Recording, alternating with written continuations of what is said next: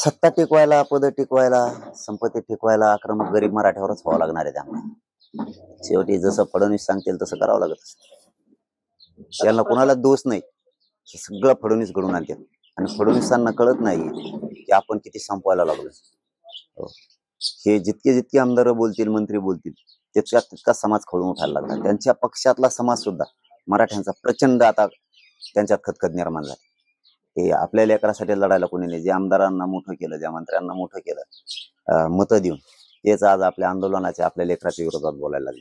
यांना आरक्षण मोठं वाटायला पाहिजे, परंतु आरक्षण यांना मोठं वाटत नाही.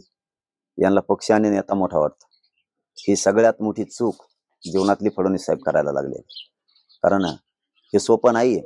बाकीच्या समाजाचे लोक बघा की कोणत्याही पक्षात राहतील, पण आरक्षणाच्या बाजूने बोलतायत, त्यांच्यात विरोधात जात नाहीत आणि आंदोलन पण करत नाही. हे मात्र स्वतःचा पक्ष आणि त्यांचा नेता आणि स्वतःची संपत्ती वाचवायसाठी जातीच्या आरक्षणाच्या विरोधात.